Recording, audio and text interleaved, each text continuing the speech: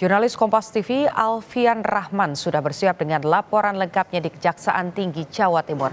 Selamat siang, Alfian. Alfian, Kajati bilang ada potensi tersangka baru. Siapa dan bagaimana profilnya?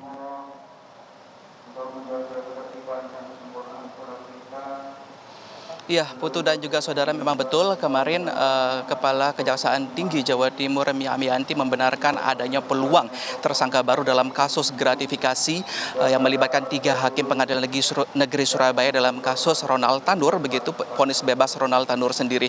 Namun kendati demikian, Mia Amiyanti tidak menyebutkan tersangka tersebut dari siapa, dengan profilnya sebagai apa. Namun pihak Kejati sudah menyimpan baik-baik profil dari tersangka tersebut dan akan ditindaklanjuti oleh Kejagung. Sementara itu pernyataan Mia, Ketua Kejati Jatim ini juga diperkuat oleh Abdul Kohar, Direktur Penyidikan Jaksa Agung Muda Bidang Tindak Pidana Khusus atau Jampitsus Kejagung, yang menyatakan memang nantinya akan ada potensi tersangka tambahan yang diduga akan juga menyeret dari keluarga Ronald Tanur sendiri terkait sumber dari uang yang digunakan untuk gratifikasi yang jika ditotal sebesar 20 miliar rupiah ditemukan berada di 3 hakim pemutus atau pemvonis bebas dari Ronald Tanur pada Juli 2024 lalu. Ketiga hakim itu sendiri merupakan Herintu Adamanik sebagai ketua hakim, Mangapul dan juga Heru Hanindio sebagai anggota hakim. Dari proses OTT yang ditemukan tersebut ada beberapa miliar rupiah dan juga mata uang asing yang akhirnya dikumpulkan sebagai alat bukti gratifikasi yang nantinya akan masih dilakukan proses penyidikan lebih lanjut oleh penyidik Kejagung. Dan saat ini ketiga hakim tersebut masih ditahan di ruang isolasi khusus selama 14 hari dan ditahan di rutan Kejati Jawa Timur sendiri.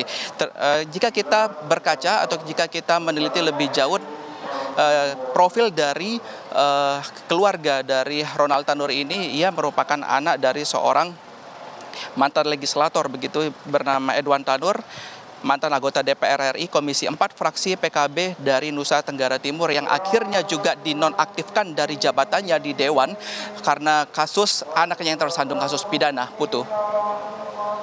Lantas, Alfian, bagaimana soal eksekusi Ronald Tanur sendiri? Kapan akan dilakukan?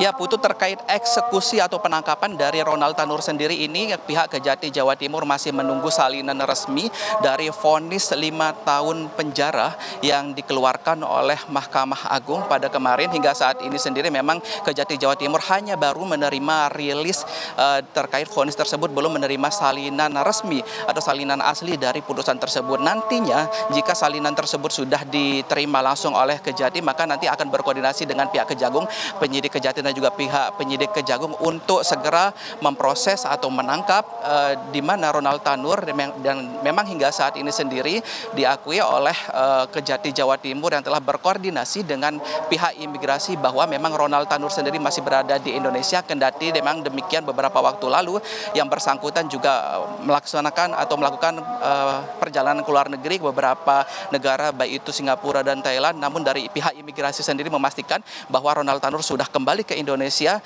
namun keberadaannya memang saat ini masih belum dapat dipastikan apakah berada di daerah asalnya NTT ataupun di Surabaya tempat domisilinya sekarang. Seperti itu, Putu. Terima kasih Alfian Rahman melaporkan langsung dari Kejaksaan Tinggi. Kita nantikan bagaimana jalannya proses penyelidikan yang telah dilakukan dan juga sedang berlangsung.